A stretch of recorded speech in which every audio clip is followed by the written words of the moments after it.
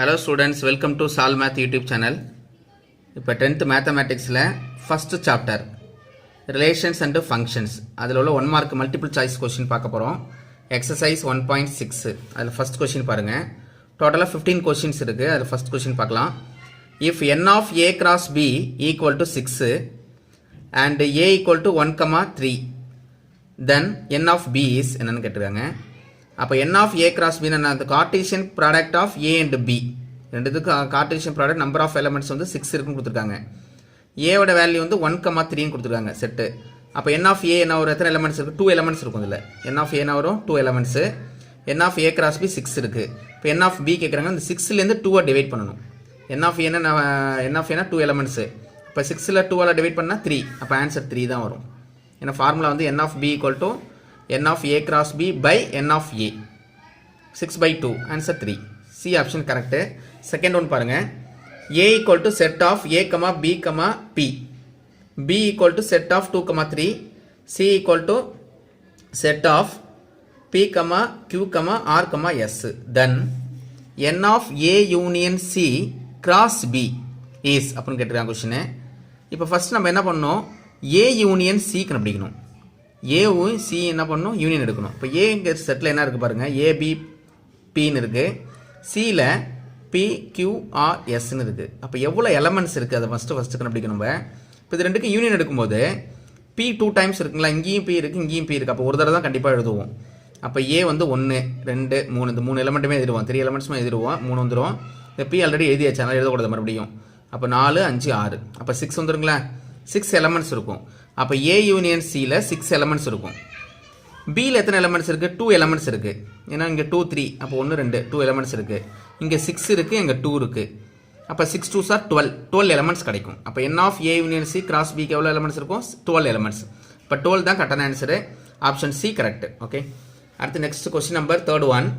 If A equal to set of 1, 2, b equal to set of 1, 2, 3, 4, c equal to set of 5, 6 and d equal to set of 5, 6, 7, 8. Then state which of the following statement is true. மொத்தம் வந்து 4 option கொடுத்துருக்காங்க. எது ட்ரூன்னு கேட்குறாங்க. அது எப்படி கண்டுபிடிக்கிறதுனா, first option விடுங்க, லாஸ்ட்டாக பார்க்கலாம். ஃபர்ஸ்ட் தான் ஆன்சர் இருக்குது, அதை நான் லாஸ்ட்டாக சொல்கிறேன் எப்படின்னு. First second option last option வந்து நம்ம வரும். இப்போ டி கிராஸ் ஏ இருக்குன்னு வச்சிங்க, is a subset of B cross ஏன்னு கொடுத்துருக்காங்க. இந்த ஃபர்ஸ்ட் செட் என்ன இருக்குது? டி இருக்குது. இங்கே ஃபர்ஸ்ட் செட் என்ன பி இருக்குது. அப்போ டியில் உள்ள எல்லா எலமெண்ட்ஸும் பியில் இருக்கணும். இருந்ததுன்னா கரெக்டுன்னு அர்த்தம். அதுமாதிரி ஏல உள்ள எல்லா எலமெண்ட்ஸ் ஏ, கண்டிப்பாக ஏ உள்ள எலமெண்ட்ஸ் ஏல இருக்கும். ஏன்னா ஏ தான் இருக்குது, இங்கேயும் ஏ தான் இருக்குது. அப்போ டியில் உள்ள எல்லா எலமெண்ட்ஸும் பியில் இருந்துன்னா இதான் கரெக்டான ஆன்சர். இப்போ பாருங்கள், டி என்ன இருக்குது? 5, 6, 7, 8ன்னு இருக்குது. இங்கே பி இருக்கா? பி என்ன இருக்குது? பி வந்து 1, 2, 3, 4 இருக்குது. அப்போ டியில் உள்ள எலமெண்ட்ஸ் பியில் இல்லை. அப்போ கண்டிப்பாக இது கிடையாது, டி ஆப்ஷன் கிடையாது, ராங் ஒன். மீட் பண்ணுங்க.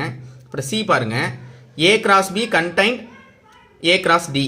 அப்போ ஏ கண்டிப்பாக இருக்கும் ஃபஸ்ட்டு. ஓகே, பியில் உள்ள எலமெண்ட் டியில் இருக்கான்னு பாருங்கள். பி என்ன இருக்குது? 1, 2, 3, 4 இருக்குது. டியில் என்ன இருக்குது? 5, 6, 7 இருக்குது. ரெண்டுமே டிஸ்ஜாயிண்ட் செட்டு.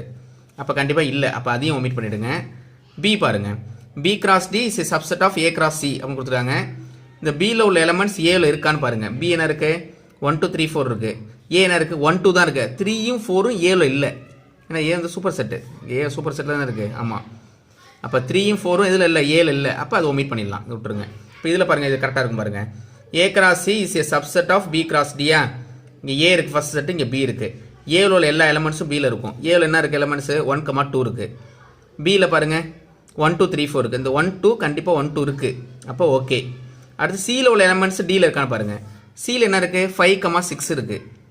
அப்போ டியில் என்ன இருக்குது? 5, 6, 7, 8 இருக்குது. அப்போ 5, 6 இதில் இருக்குது, டியில் இருக்குது. 5, 6 இருக்கிறதுனால கண்டிப்பாக இதுதான் கரெக்டான ஆன்சராக இருக்கும், இதுதான் சப்செட்டாக இருக்கும். அப்போ A cross C is subset of B cross D. First option A இது கரெக்டாக இருக்கும். ஓகே, அடுத்து next question number 4th one பாருங்கள்.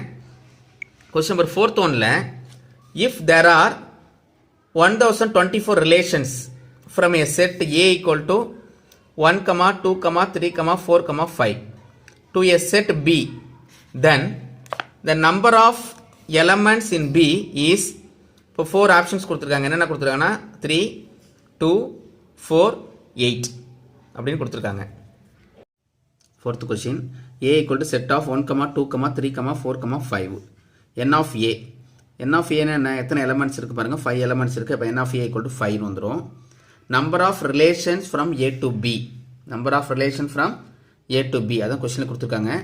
1024 அது வேல்யூ கொடுத்துட்டாங்க. கொஸ்டின் என்ன கேட்குறாங்கன்னா the number of elements in b கேட்குறாங்க. இப்போ b கண்டுபிடிக்கணும். இப்போ இதுக்கு ஃபார்முலா வந்து number of relation from a to b க்கு ஃபார்முலா வந்து 2 power n of a into n of b இதுதான் ஃபார்முலா. n of a எவ்வளோ இருக்குது 5 இருக்குது, அந்த 5 தூக்கி போட்டுங்க into n of b equal to 1024 அப்படின்னு வந்துடும். இந்த டைம் எப்படி எல்லாம் 2 power 5 whole power n of b ன்னு எழுதிக்கலாம். 2 power 5 value 32 whole power n of b equal to 1024 எப்படி எல்லாம் 32 into 32 பிரிச்சுக்கலாம். 32 into 32 மல்டிப்ளை பண்ணால் 1024 வரும். அப்போ இது எப்படி எல்லாம் 32 ஹோல் ஸ்கொயர் எழுதிக்கலாமா?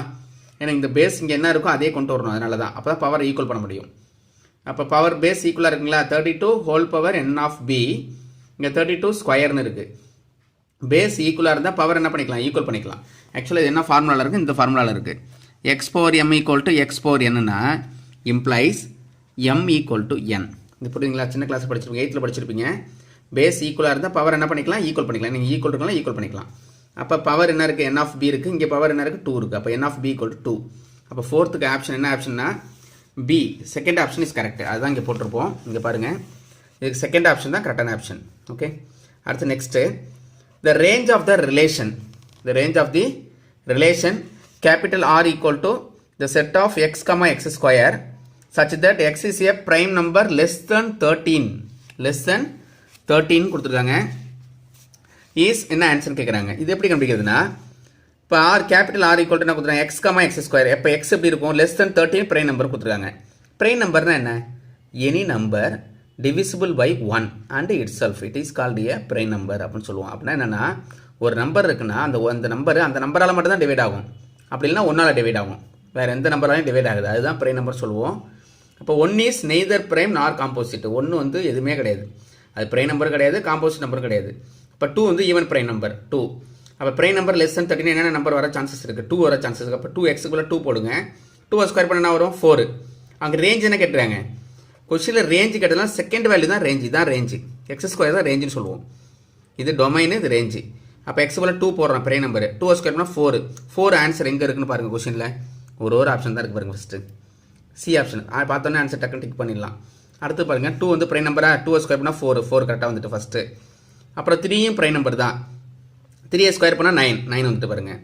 அப்புறம் என்ன, 4 வந்து பிரைம் நம்பர் கிடையாது, அது composite number. 5 prime number, 5 square பண்ணால் 25. அப்புறம் 6 பிரைம் நம்பர் கிடையாது, 7 ஸ்கொயர் 49. அப்புறம் 9 வந்து 8 பிரைம் நம்பர் கிடையாது, 9 பிரைம் நம்பர், 11 தான் பிரைம் நம்பர். அதுக்கப்புறம் 11 ஸ்கொயர் பண்ணால் 121 தோருக்கு பாருங்க ஆன்சர். அப்போ 4, 9, 25, 49, 121 இதான் ஆன்சர். அப்போ option C is correct answer. Okay, question number 5th ஒனுக்கு. Next question number 6th one பாருங்க.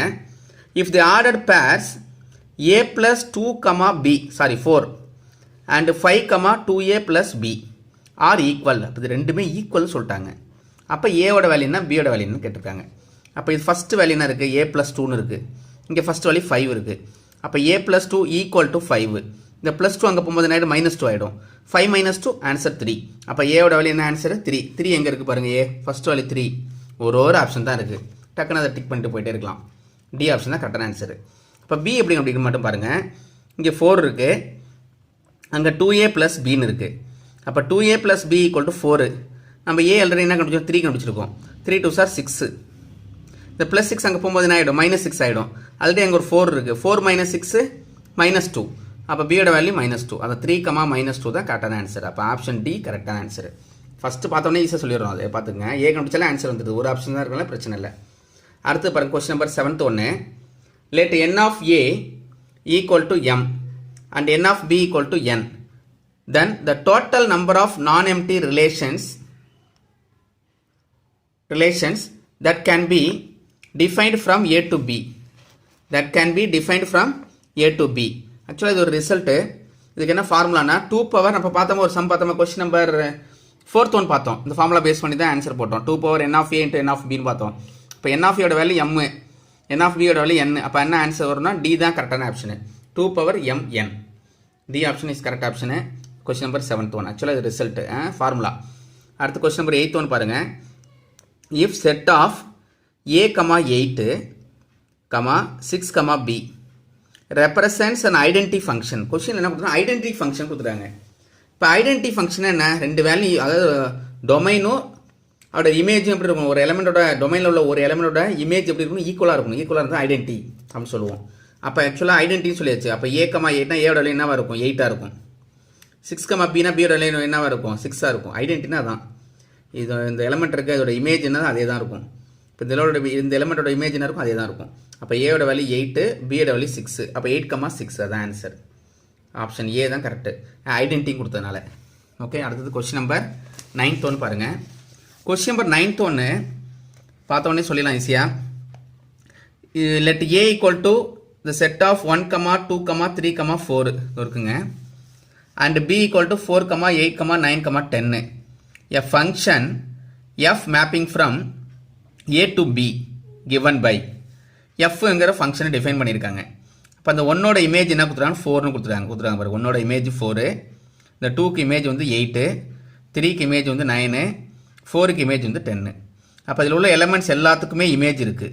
அதுமாரி இதில் உள்ள எலமெண்ட்ஸ் எல்லாத்துக்குமே ப்ரீ இமேஜ் இருக்குங்களா. இங்கே உள்ள எலமெண்ட்ஸ் எல்லாத்துக்குமே ப்ரீ இமேஜ் இருக்குது, இமேஜும் இருக்குது, ப்ரீ இமேஜும் இருக்குது. அப்படி இருந்துன்னா அது என்னது, ஆக்சுவலாக 1-to-1 function and on-to function. இது 1-to-1 அண்ட் ஆன்-டுவாக இருக்கும். ஆனால் கொஸ்டினில் 1-to-1 அண்ட் ஆன்-டு இருக்கான்னு பாருங்கள். மெனி ஒன் ஃபங்க்ஷன் இருக்குது, ஐடென்டி ஃபங்க்ஷன் இருக்குது, இன்டூ ஃபங்க்ஷன் இருக்குது, 1-to-1 ஃபங்க்ஷன் இருக்குது. அப்போ 1-to-1 ஃபங்க்ஷன் தான் கரெக்டான ஆன்சர். ஆன்-டுன்னு கொடுத்தாலும் இது கரெக்டு தான், 1-to-1 அண்ட் ஆன்-டு அப்படின்னு சொல்லலாம். ஆனால் ஆப்ஷனில் நம்ம 1-to-1 ஃபங்க்ஷன் தான் கொடுத்துருக்காங்க. 1-to-1 என்ன, யூனிக் இமேஜ் இருக்குது. Distinct elements in A have distinct images in B. ஒவ்வொரு எலமெண்ட்ஸுக்கும் யூனிக் இமேஜ் தானே. இப்போ ஒன்னோட இமேஜ் 4, 2ஓட இமேஜ் 8, 3ஓட இமேஜ் 9, 4ஓட இமேஜ் 10. யூனிக் இமேஜ் இருக்குது. அப்போ யூனிக் இமேஜ் இருக்குனால என்ன பண்ணுறோம், 1-to-1 ஃபங்க்ஷன் தான் ஆன்சர். அப்போ option C correct answer, 1-to-1 function. Question number 10 பாருங்கள். If f of x equal to 2x square and g of x equal to 1/3x, then f composite g is அப்படின்னு என்ன கேட்குறாங்க. f composition of function இது. f composite g எப்படி இதெல்லாம் இருக்க பாருங்க, work out பண்ணியிருக்கேன் பாருங்க. f composite g of x என்ன formula, f of g of x எழுதலாம். f composite g of x எப்படி எழுதலாம், f of g of x எழுதலாம். இந்த g of x என்ன கொஸ்டினில் இருக்குது, 1/3x. அந்த 1/3x சர்ச் பண்ணிடுங்க. fனா என்ன டிஃபைன் பண்ணுறாங்க, 2x ஸ்கொயர். 2 போட்டு அந்த x என்ன பண்ணணும், ப்ராக்கெட் உள்ளதை ஸ்கொயர் பண்ணணும். அப்போ இந்த 2 போட்டுங்க, f போட்டதுனா 2 போட்டேன். இந்த ப்ராக்கெட் உள்ள என்ன பண்ணணும், ஸ்கொயர் பண்ணணும். 1/3x whole square. 1 ஸ்கொயர் பண்ணால் 1, 1 × 2 2.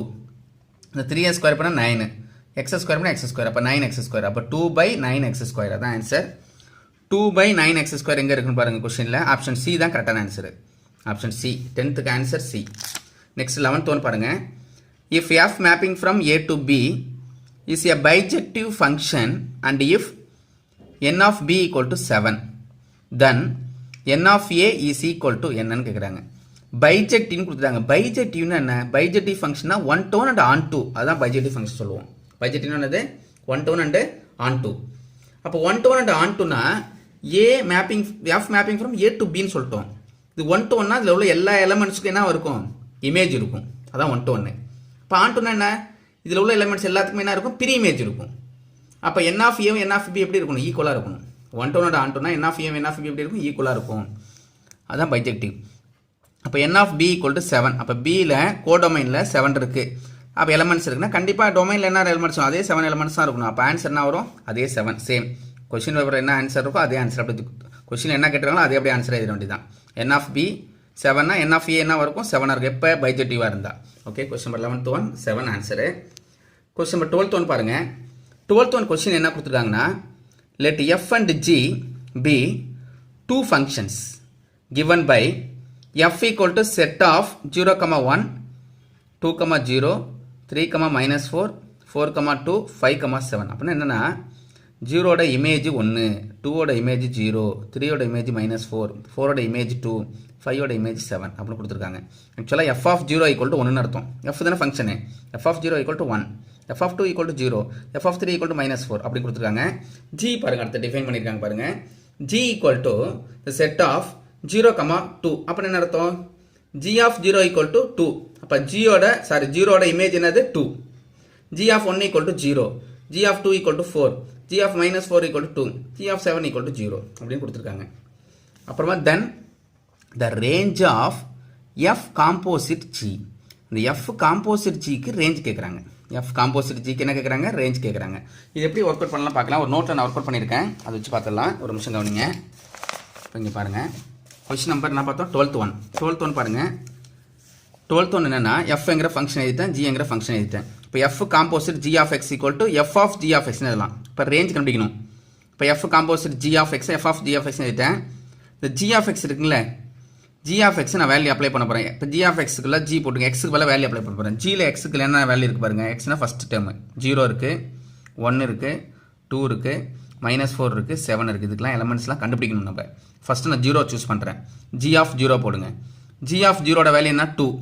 அந்த 2 தூக்கி போட்டுருங்க. எஃப் ஆஃப் 2னா நான் எஃப்ல 2க்கு நேரம் என்ன இருக்குது பாருங்கள். 2க்கு நேரம் என்ன இருக்குது? 0. அப்போ ஆன்சர் 0. அப்போ இது ஒரு ரேஞ்ச் கிடச்சிட்டு, ஒரு எலமெண்ட் கிடச்சிட்டு. அடுத்தது பாருங்கள், அடுத்து ஜியில் என்ன இருக்குது பாருங்கள். 0க்கு முடிச்சிட்டோம். அடுத்து 1 பாருங்கள். அடுத்த ஃபஸ்ட் எலமெண்ட் 1 தானே இருக்குது, இதுதான் எக்ஸு. அப்போ எஃப் ஆஃப் ஜி ஆஃப் 1 கண்டுபிடிங்க. ஜி ஆஃப் 1ஓட வேல்யூ வந்து 0 போட்டாச்சு. எஃப்ல 0ஓட வேல்யூ என்ன வருது? 1. அப்போ 1 வந்துடும். அடுத்த ரேஞ்ச் கண்டுபிடிச்சாச்சு, 0 1. அடுத்த எலமெண்ட் என்ன இருக்குது பாருங்கள். அடுத்த எலமெண்ட் 2 இருக்குது. இந்த 2 கண்டுபிடிக்க போகிறோம். ஜியில் f of g of 2, g of 2ஓட வேல்யூ என்னன்னு பாருங்கள். ஜி ஆஃப் 2னா 4 போட்டாச்சு. எஃப் ஆஃப் 4னா எஃப் ஆஃப் 4 இது இருக்கு பாருங்கள். எஃப் ஆஃப் 4ஓட வேல்யூ 2. அப்போ எஃப் ஆஃப் 4ஓட வேல்யூ என்ன வரும்? 2. அடுத்து 2 கிடச்சிட்டா 0 1 2 ரேஞ்ச் கிடச்சிட்டு. அடுத்தது பாருங்கள், நெக்ஸ்ட் வேல்யூ என்ன இருக்குது? -4க்கு நம்ம கண்டுபிடிக்கணும். F composite g of -4 equal to f of g of -4. G of -4ஓட வேல்யூ 2. இந்த 2 போட்டேன்.